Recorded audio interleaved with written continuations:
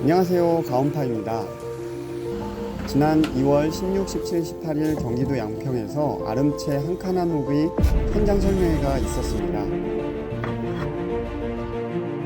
한옥 체험업에 관심이 있으신 구독자님들께 유익한 정보가 될 것 같습니다.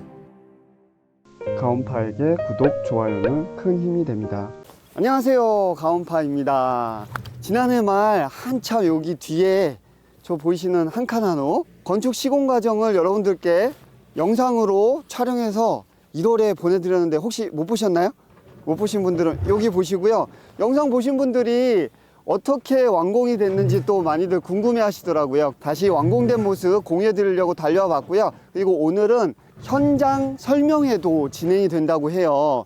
여기 직접 와보시고 싶으신데 시간과 거리가 안 돼서 못 와보시는 분들은 오늘 현장 설명 영상 스케치로 보내드릴 테니까요. 쭉 보시고 관심 있으신 분들은 상반기, 하반기에 추가적으로 현장 설명회가 있을 것 같으니까요. 아름채 상담 전화 여기다가 남겨드릴 테니까 보시고 상담해 보시길 바랍니다. 자, 그럼 어떻게 지어졌는지 바로 보러 가보겠습니다.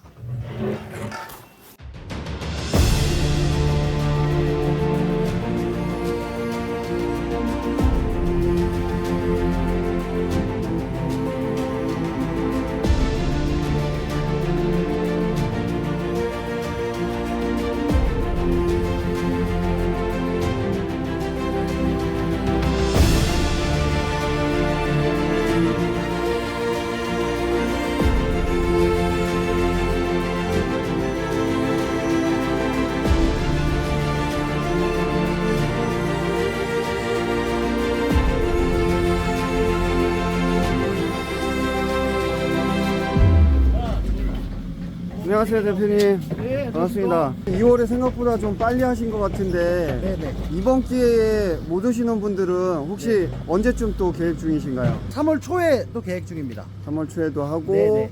봄에 여러 차례 하고 가을에도 또 하고 그러시겠죠? 네, 계획 잡겠습니다. 네. 여기 밑에다가 제가 아름채 연락처 띄워드릴 테니까요. 네. 상담하셔야 이 그쪽으로 멋진 아름채 한옥 체험 지금 현장을 구경하실 수 있습니다. 네. 네.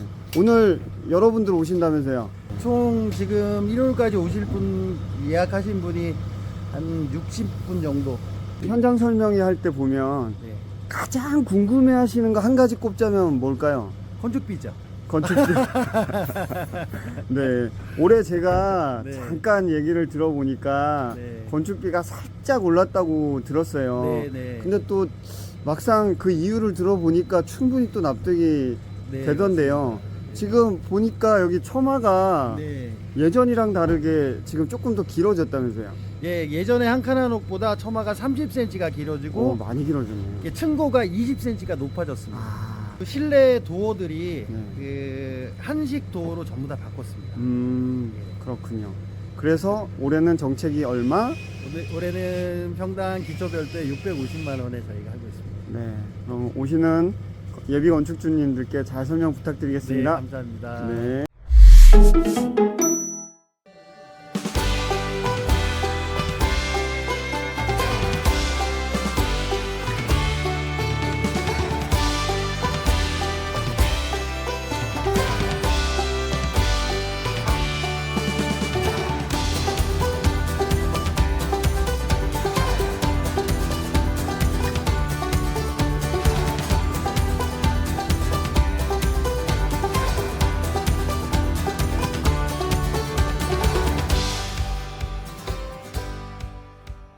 작년까지만 해도 한칸한옥을 기초 콘크리트 토목을 별도로 하고 사실 590만 원에 500만 원대에 졌었어. 이 집을, 완성집을. 그러니까 전체 다 해주는데 590만 원에 했는데 올해 1월 1일부터는 이게 650만 원으로 평당 60만 원이 올랐어요.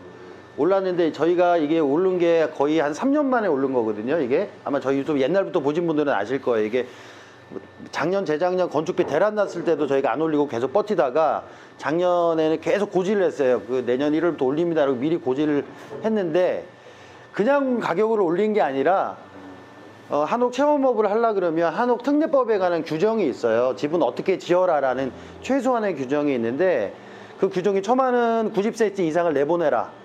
이상을? 예, 처마가 90cm 이상을 내보내라라는 규정이 있어요. 근데 전에 처마는 우리가 처마가 60cm만 나왔는데 30cm가 모자랐던 거예요, 그게. 거기하고 여기는 처마의 길이가 얘가 30cm가 더 나온 거예요, 벽에서부터. 그리고 처마만 더 나오면 집이 좀 이상하잖아요. 이렇게 큰 갓을 쓴 거 같잖아요, 꼬마가. 그래갖고 그 높이를 20cm를 더 올린 거예요.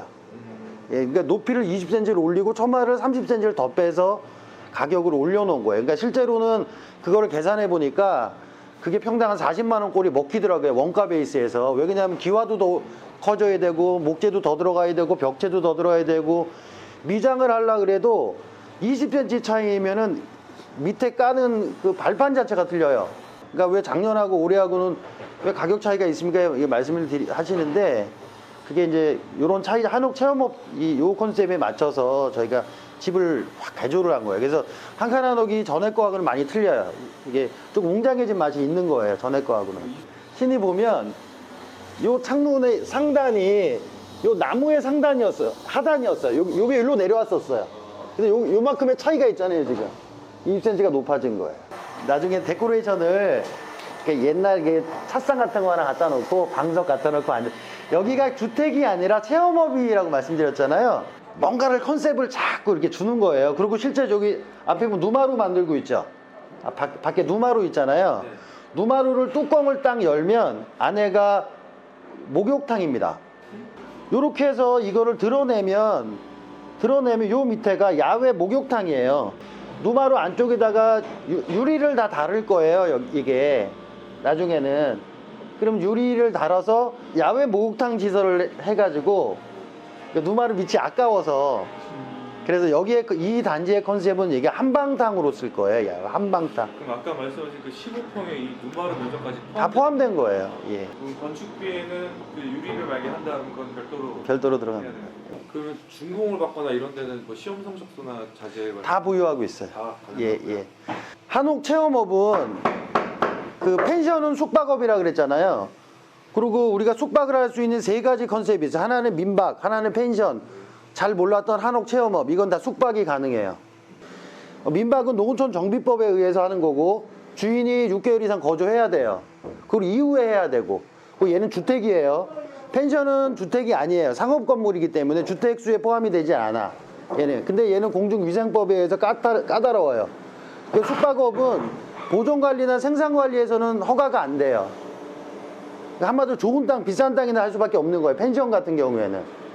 근데 한옥 체험업은 법이 주택이에요. 민박하고 동일한 법률을 적용해요. 그러니까 주택이기 때문에, 한옥 주택이기 때문에 보존관리나 생산관리에서도 인허가를 할 수 있는 거예요. 그러니까 개발하시는 분들이 계획관리가 2,000평, 30평씩 살 수 있나? 못 산단 말이에요. 한마디로 솔직히 말씀드리면.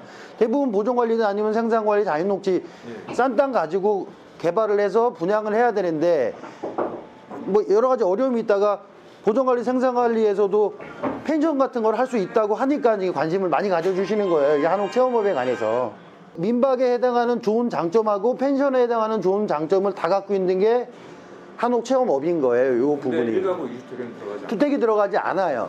단 주택으로 사용하지 않는다는 증거를 제시해야 돼. 그 증거는 뭐냐면 사업자 등록증이 증거인 거예요. 문서화가 돼 있어야 되니까. 그리고 또 한 가지 성적서 여쭤보다 엉뚱한 데로 빠졌는데 주택에 관한 법률은 무조건 모든 거에 관한 성적서가 다 있어야 되잖아요. 그러니까 창호, 외기하고 접하는 문, 그다음에 벽, 지붕, 심지어는 바닥 단열재, 그다음에 뭐 절수설비 확인서, 뭐 어쩌고 저쩌고 뭐 많은 서류가 이만큼 있어야 돼요. 주택에 관해서는. 그리고 거기에 해당하는 것도 어디에 해당하냐면 각 지역마다 틀려요. 중부 1지방, 중부 2지방, 남부 지방, 제주 지방 네 가지에 한해서 다 틀려지는데 주택에 관한 법률은 그래요. 단 한옥은 예외로 한다라는 한옥 특례법이 있어요. 한옥 특례법에서 한옥은 예외로 한다 이렇게 돼 있어요. 근데 예외로 하면 좋아요, 나빠요? 안 좋지. 왜 좋아? 나만 좋잖아요. 아무거나 갖다 써도 되니까. 그쵸? 근데 우리는 성적서를 다 주택으로 인허가가 되는 집을 갖고 있기 때문에 걱정할 게 없다는 거예요. 그렇지만 한옥은 성적서가 필요 없다. 한옥 특례법에 의해서. 왜 한옥 특례법에 관해서 필요가 없는 그걸 설명하려고 그러면 문화재위원회하고 싸움박질을 해야 돼. 예, 문화재, 그러니까 문화재로 등록할 수 있을 만큼의 한옥을 짓게 되면 단열 규정을 도저히 맞춰서는 집을 지을 수 없는 거예요, 한옥은. 그러니까 예를 들어서 한옥에 보면 중방이라는 게 있어요. 이렇게 중방. 가운데 허리에 들어간 중방 같은 게 있어. 그럼 중방 나무가 좀 작단 말이에요. 그럼 중방 나무가 보통 12cm면 크게 쓰는 거예요.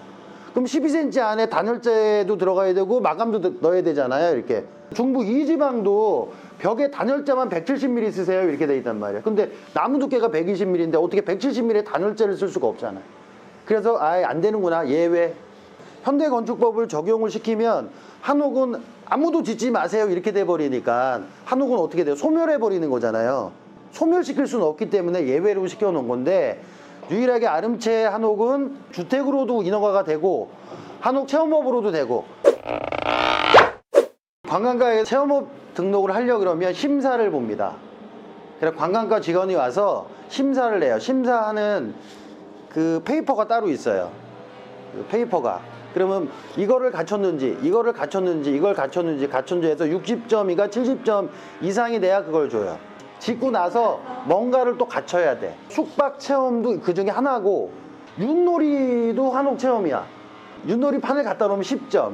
제기를 5개 갖다 놔. 투구를 갖다 놔. 사람들이 와서 숙박 체험에 불편함이 있는지 없는지, 화장실 시설이 깨끗한지. 한옥 체험하러 왔는데 저 간이용 저런 화장실을 갖다 놔. 그러면 X 안 돼. 심사를 봐서 몇 점 이상이면 오케이, 그러면 사인하고 받아오는 거예요. 그러니까 집만 딱 져서 내주세요, 이게 아니라 체크하는 그런 예. 기준은 예, 제가 다 갖고 있어요. 다 서포트 해드릴 거예요. 이걸 짓는데 네. 정확한 비용이나 네네. 추가 비용이 뭐더라나 이런 걸 좀 설명해 네, 기초 별도로 해서, 기초 토목 별도로 해서 평당 650만 원에 이 건물 짓는 거예요. 평당. 그러니까 평당 650만 원에는 실내에 있는 가정가구는 빠집니다. 조명이나 보일러나 뭐 이런 거, 도배, 장판, 마루 다 포함된 거예요, 한마디로. 이 체험업은 숙박업이다 보니까 특색 있게 뭔가를 좀 하려고 하시는 분들이 계셔요. 뭐 예를 들어 이런 거, 요런 거, 그 다음에 예를 들어서 그 저 바깥에 뭐 썬룸 같은, 썬룸 시설 한다니까 요런 것들은 좀 빠진다고 보는데 큰 비용이 들지는 않아요. 근데 이런 것들은 서로 이제 그 실비를 서로 의논해서 하면 되니까. 체험업은 가성비가 좋아야 되잖아요. 그러니까 투자하는 돈에 비해서 손님을 치러야 되는 건데, 실용한옥은 그래도 가격이 지금 얘보다는 더 비싸서 그래서 실용한옥 말고 한 칸 한옥으로 하는 게 좋을 것 같고, 그리고 한 칸 한옥은 또 이렇게 아기자기하게 작게 해서 갈 수가 있어서 그래서 요걸로 우리가 지금 계획을 잡은 거예요. 14평이 최소 면적입니다. 예, 14평. 연락을 한번 짓고 싶다 그러면 그 금액에 그걸 가능한 건가요? 아니죠. 14평 한 채는 지을 수 없어요. 아, 예. 그 14평 한 채를 지면 체험업이 안 돼. 체험업을 하기 위해서 올해 당장 이게 탁 튀어나온 게 아니잖아요. 올해 시작을 했지만 이거 준비를 1년 이상 준비를 해서 올해 이 건물을 이 최초의 이게 변형된 건물이죠. 그러니까 변형된 건물을 최초로 짓고, 체험업 사업자를 우리가 전에 한번 보여드렸잖아요. 사업자라는 건 미리 우리가 시뮬레이션을 돌리고 이렇게 준비하는 시간이 이게 예반도 한 1년 6개월 이상 걸려서 지금 체험업을 처음으로 이게 오픈한 거란 말이에요, 사실은. 근데 당장 내가 법률만 공부해서 오픈한 게 아니에요. 그 체험업 사업자를 다 우리가 내가지고, 그리고 각 지자체에 있는 조례를 다 확인해서 우리가 먼저 체험 사업자를 이 건물로 벌써 등록을 해보고, 이렇게 해보고 그 다음에 이렇게 불러 모은 거예요. 그래서 오늘 자리가 그냥 내가 대충 한 자리가 아닙니다. 이게 1년 6개월 이상 걸려서 오늘이 있는데, 그러면 내년 1년 6개월 후에 또 우리가 뭘 할 건지의 준비가 또 있을 거 아니에요.